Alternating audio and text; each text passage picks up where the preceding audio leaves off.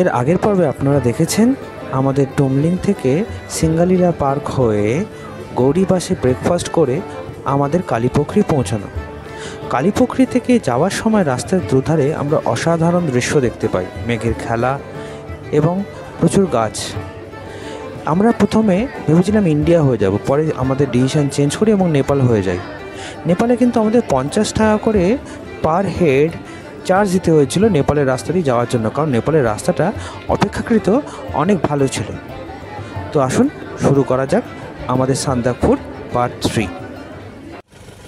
দেখুন কিরকম রোডেন্ড্রন হয়ে রয়েছে,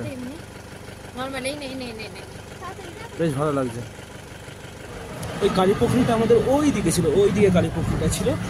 আমরা এখন অনেকটা এসে গেছি দিকে। আমরা সান্দাকফু পৌঁছে গেছি, মানে সান্দাকফু বর্ডারে।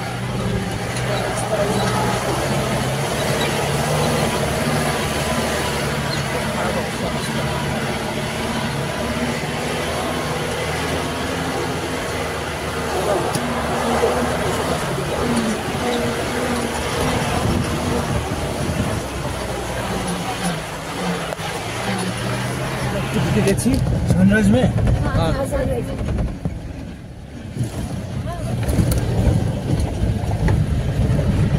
আমরা চেষ্টা করছি সানরাইজে রুম পাওয়া যায় কিনা দেখছি, দেখা যাক কি হয়। নামবো এবার আমরা। একটাই রুম আছে 4500, দেখা যাক পাওয়া যায় কিনা। একটাই রুম আছে 4500।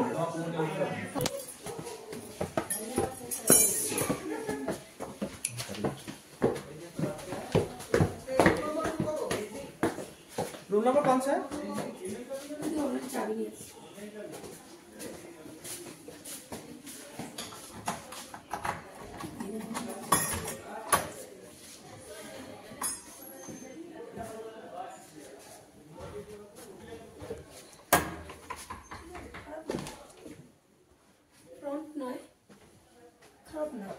फ्रंट पे कुछ खाली नहीं है ना?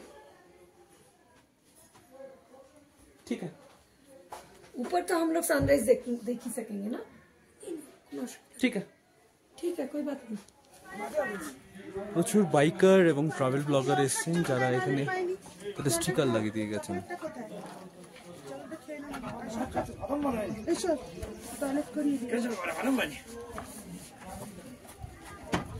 আমরা সানরাইজের রুম পেয়ে গেছি, পার ডে 4500। এটা হচ্ছে ফ্রন্ট ভিউটা সানরাইজের।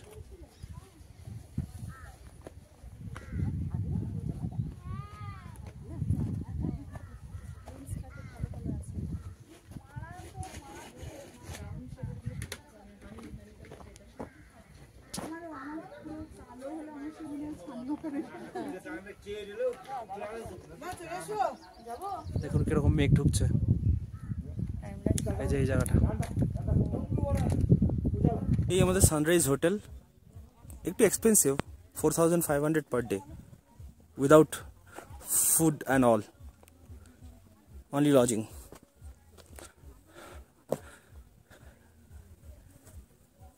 এগুলো যে কি ফল ঠিক বুঝতে পারছি না, দেখলাম অনেক ফুটে রয়েছে।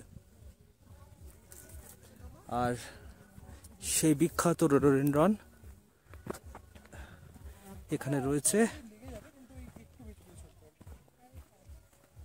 এই দেখুন প্রচুর হয়ে রয়েছে এখানে।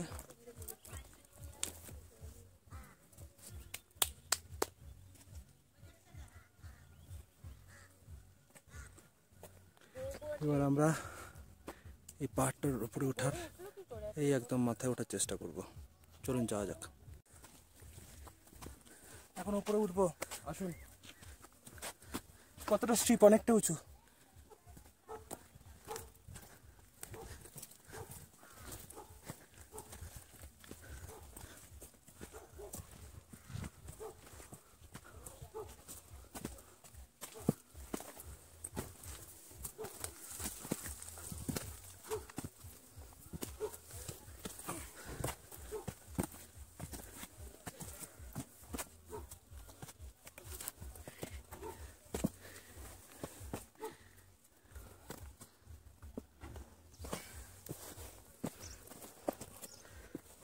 খাবার ওটা ঢুকিয়ে নিয়ে পকেটে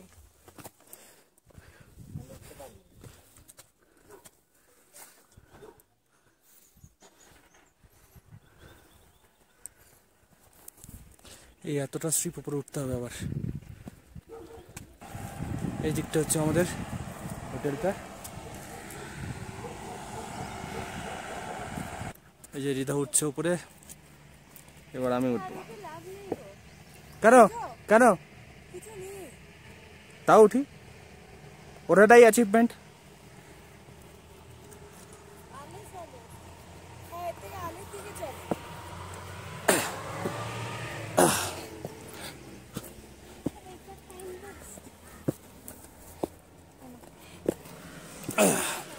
উঠেছি, চল উপরে উঠ। দেখি না উপরে উঠে, এতটা উঠলাম আবার ভালো, এটুকু নামতে কি আছে, উঠতে কি আছে।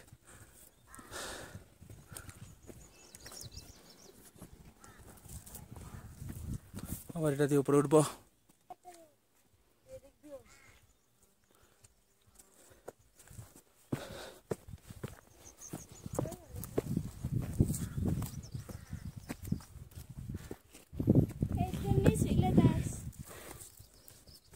এই যে এখান থেকে উঠলাম আমরা।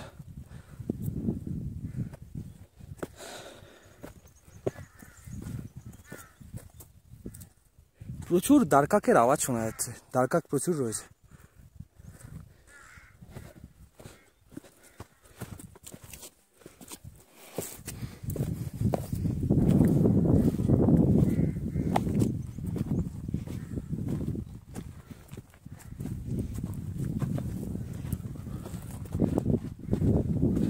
এখানে উঠবো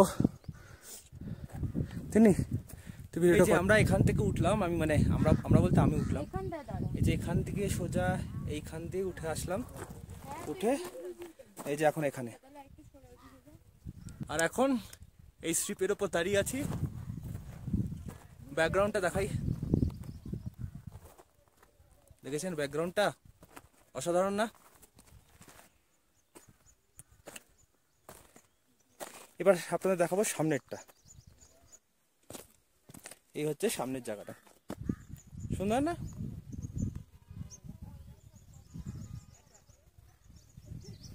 ভ্যালিটা কিন্তু দারুণ লেগেছে আমার। কিন্তু ব্যাপারটা হচ্ছে আমি যখন নামবো তখন আমাকে এই জায়গাটা দিয়ে নামতে হবে। হ্যাঁ, ভালো কথা, যে কোনো জুতো পরে আসবেন না, যে জুতোর ভালো গ্রিপ আছে সেই জন্যই সেরকম ধরনের জুতো পরে আসবেন। না হলে এই বাকি যে তিনজন নিচে বসে আছে এদের মতো আপনাদের তিনজনকে আপনাদেরও নিচে বসে থাকতে হবে, ওপরে উঠতে পারবেন না। বাবা আমি আগে নামি, আমি তিন্নি সাবধানে, ওই দিকটা কিন্তু স্পিড খাবে। তিন্নি আমি এখান দিয়ে উঠতে পারবো না, আমি যে পজিশনে নেমে গেছি। সেই জন্য আমাকে একটু তাড়াতাড়ি নামতে হবে, কিন্তু আমি ধরে ধরে নামবো, বেশি তাড়াহুড়ো করবো না, দরকার হলে একটু ওয়েট করবে।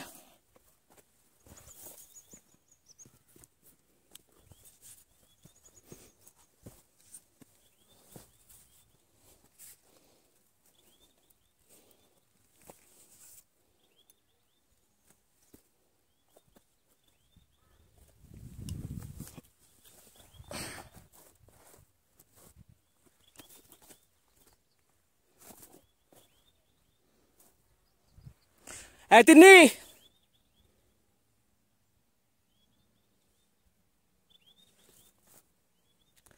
তিন্নি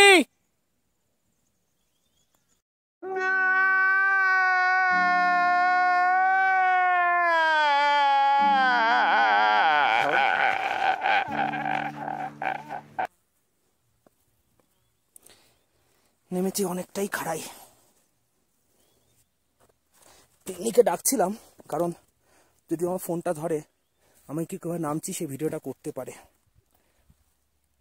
কিন্তু ও বোধহয় শুনতে পাইনি আমার কথা, ও আগে আগে নেমে গেছে, পাটা স্কিট করলো।